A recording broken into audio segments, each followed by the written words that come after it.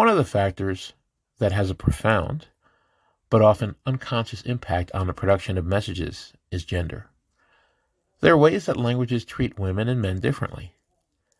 The linguistic constructions available to speakers of a language tell them how to think about gender. In most languages, the users of that language are trained to see two sexes. And then we do a lot of work to continue to see only these two sexes. It has been suggested that the values and assumptions encoded in our language are primarily those of males, which in turn has implications for how women and men use language. Some scholars say that women's use of language varies considerably when the contexts that women select as significant are taken into account.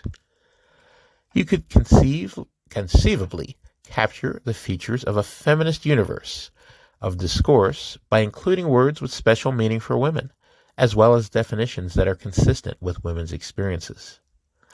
A feminist dictionary includes numerous and often contrasting definitions for a word, suggesting that a word might indeed mean different things at different times to different women. For example, several definitions of the term home are included in the book. One is a comfortable concentration camp.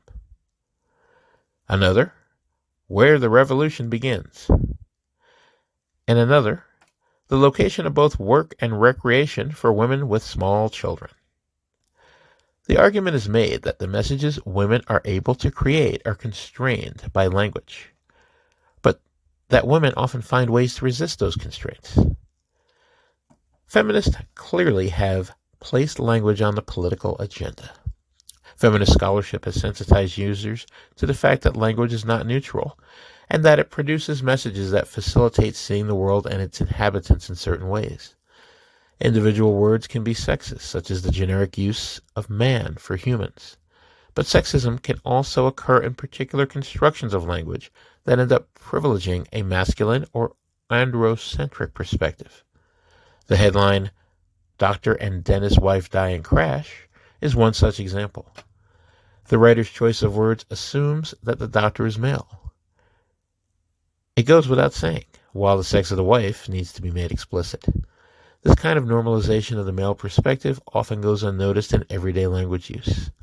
Feminist communication scholars also have examined how women and men use language differently. For instance, the tag question has been one of the many sex differences that has been researched extensively. A tag question is a question added to the end of a sentence, such as, "It sure is cold in here, isn't it?" Women have been found to use more tag questions than men, though explanations as to why differ greatly. These ideas are adapted from Theories of Human Communication by Stephen W. Littlejohn and colleagues.